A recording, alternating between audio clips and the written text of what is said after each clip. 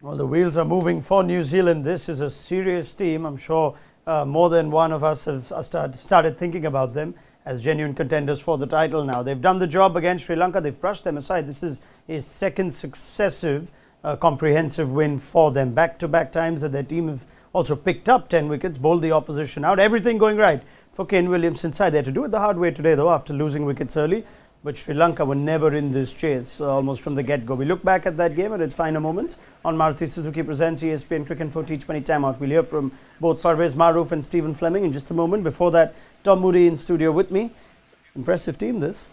Yeah, certainly. Well, I think the most impressive thing, as you mentioned there, is that they were way behind the game early and they found a way to be competitive and put a competitive score on the board.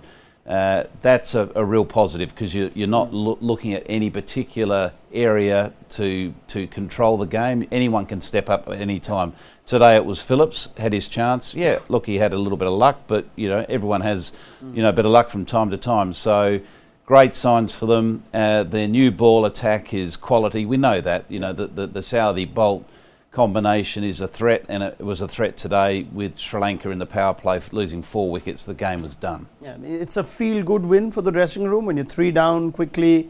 It's not the same guys they did in the last game, but a lot of satisfaction with this kind of win so early in the tournament, Tom? I think it's a great from a confidence point of view that you're not relying on any particular individual to step up. Anyone can do it. We can do it when we're under pressure, which is another really important thing because, as we know, as you go into this tournament deeper and deeper, the pressure is just going to get more and more. So if you're dealing with pressure moments and dealing them, with a positive, in a positive way, you're only going to grow confidence from that. I wonder if it's fair to say that they're exceeding expectation, Flem. I mean, they're always good at ICC events, but were you expecting them to be this good? I think they've been good enough for some time now that expectation is lifted, gone to the sort of the dark horse tag, and they are mentioned in that top echelon of teams that could win a tournament. And they've deserved it. They've really worked hard over the last 5, 6, 7 years, and in particular in ICC tournaments have been very good. The New Zealand record as a whole is very good in World Cups, often belies the position they find themselves in for that form of the game. But this team has done well in all 3 formats, and 12 months ago they were finalists. So no, I don't think it's that much of a surprise. But there's always an aspect of realism around it. There's not the biggest pool of depth, but this pool of players at the moment is possibly the strongest we've ever had. Okay, strong words those. Let's go to Farveez Maharoof to just sum up Sri Lanka's performance. That's disappointing, Farveez. They had their moments in this game, and I guess this kind of defeat now almost puts them. They're not mathematically out of it, but it does take the semi-final chances a severe hit. Absolutely, I think it's very disappointing as well as frustrating to watch. I'm giving some glimpses in the Ireland game how well they can play. But even Australian game, there were lots of positives, though. Australians were played really well to win that game. But today it was just pretty sad to see, especially starting with this fielding effort and then into the power play of the batting, and of losing 4 wickets in the power play itself, and having 2 batsmen who's not in good form, which is Dasman and Bhanuka. I think the game was done, as correctly said by Tom. I reckon this will take a huge hit in the morale of the team. Yes, 2 more games to go. Theoretically, still can do it. If you ask me, it will be tough, really, really tough with the situation and some of the batsmen just throwing it away. It's just not good enough on the day. I mean, they've got Afghanistan and England to come, Sri Lanka. See moments of the Sri Lankan team, and you think in patches they play so well. They've got a lot of things that bigger teams, if I could call them that, could potentially slip up with. They won the Asia Cup. It just doesn't come together long enough. I'm just trying to think of what it takes for it to come together for the entirety of a game. Yeah, it's interesting. You look at the Sri Lankan team. There's talent there. There's a couple of really unique talented players like your Hasarangas and your Tikshanas and players like that command respect on the world stage. But what they are missing is, I think, senior players and strong leadership on the field.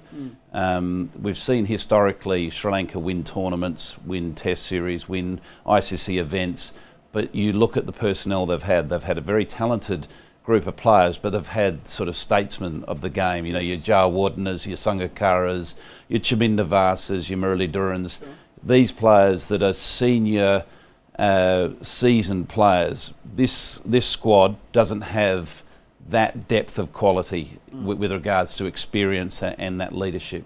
Do they have the personnel that perhaps this will be achieved with experience, or are we looking at other personnel now? No, I think, yeah, look, there's clearly talent outside of the pool that's currently in this World Cup, but I think one thing you can't afford to do is keep chopping and changing. You need to invest in, the players you identify and give them time, give them game time, give them those experiences and be patient with that, and you then get rewarded down the line. All right. Well, as they're not really out of it yet, so we'll hold on. It's not like this is Sri Lanka being knocked out, but it does look like their chances have gotten significantly harder. New Zealand, on the other hand, likely to finish top now, you think, in this group. So let's just pick out some important moments from this game and get Tom, Stephen and Farveez to look back about it. Are we going back to the first innings and that drop catch as perhaps the biggest turning point? Farveez, let me start with you. Would Sri Lanka could this have been a different day had Glenn Phillips been dismissed at 12? Yeah, it certainly could have. I think Glenn Phillips at 12 at that time, Sri Lanka team was on top. And if had that been taken, as I predicted before scores, I would have thought this less than 140 would have been a score for me, because, this was one-man show. Glenn Phillips 100 only. Flem, more and more boxes being ticked. That Ken Williamson box, though, still to tick? Yeah, it's still a take, but it's not a major worry. He's such a quality player that if it takes to the final before he produces something, then we will wait. But there's different ways to win a tournament. Is you can get in terms of batting rotation, you can have two at the top that are really smash it for a period of time, and then number three, or you have contributions from different people. And I know we're only 2 games in with New Zealand, but you've seen 2 different players stand up, and that's always a healthy sign. But different ways to skin a cat. If it takes a different player every game to stand up and do it, then that's a nice way to win it. If you get a couple of guys in form, so even if it's Phillips and Conway moving forward, that's also a good way. So they'll take a lot of confidence out of being in a massive hole, and still being able to post what turned out to be a well above par score, and then go about their way with the ball. So, yeah, they got tested tonight, but not for long enough. Does this take like one significant box for New Zealand that we were discussing? Their middle order, one of their middle order batters stood up today. Do you find any areas that are still concerning of this team? Yeah, look, I think that's a massive tick. But, you look at Mitchell as well, his inclusion.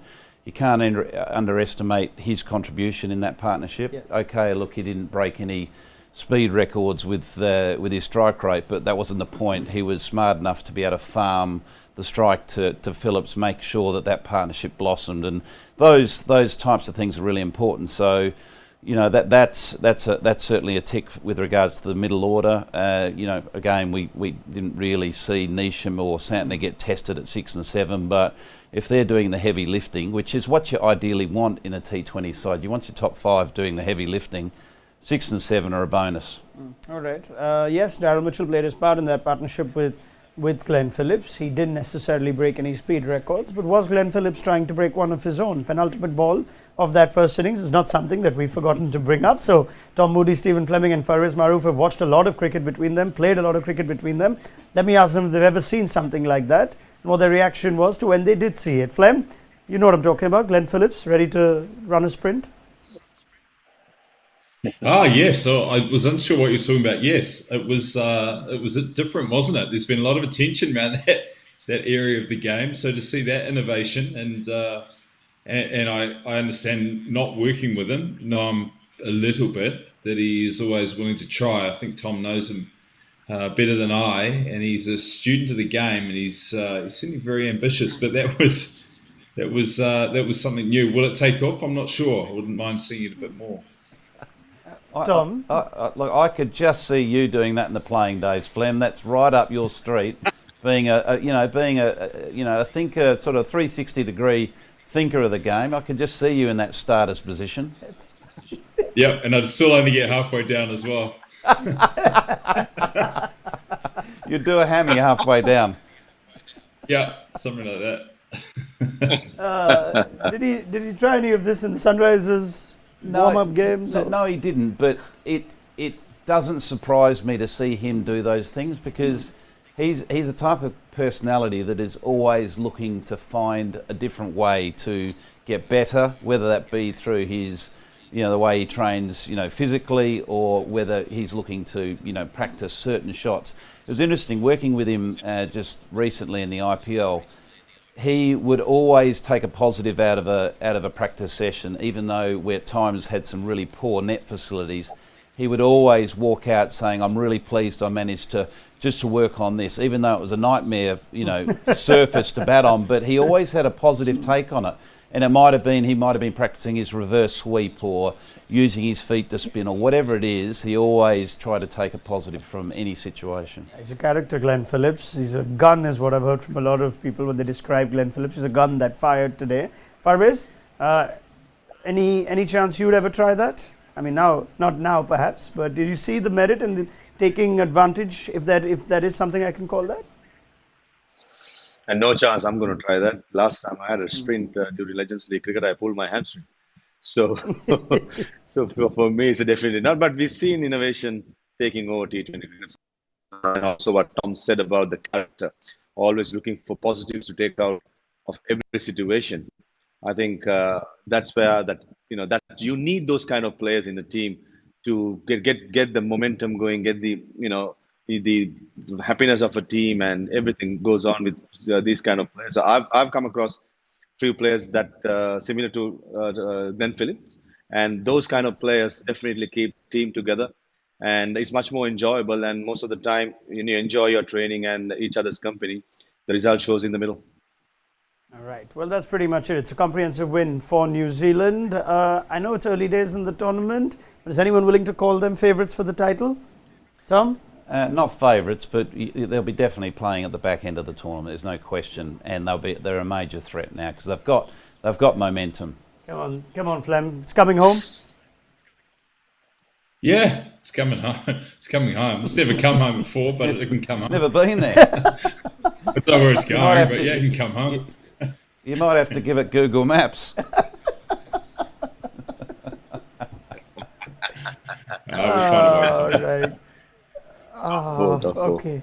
We leave it there. We leave it. Top four. Farveez says top four. Tom says they'll be playing at the back end. But who knows? This could be the year for New Zealand. Big thank you to Farveez, Maharoof, Stephen Fleming, as well as Tom Moody. Got 3 games tomorrow. So join us for build-up to Bangladesh versus Zimbabwe. As again, in this triple-header day, all the teams in Group 2 in action. So Bangladesh, Zimbabwe at the Gabba, followed by Pakistan, Netherlands, and India, South Africa, both at the Perth Stadium. Look forward to your company then on Maruti Suzuki Presents ESPN Cricket for T20 Timeout. Again, before I leave you, if you haven't checked it already, it's time you check out the very stylish Cricket Info with Grand Vitara. You could create your own avatar, have a tour of the Cricket Info studios, and plenty more if you just go onto the ESPN Cricket Info homepage and check out the Cricket Info powered by Grand Vitara on the top right section of your screen. We'll be back tomorrow, so look forward to your company then. Bye-bye.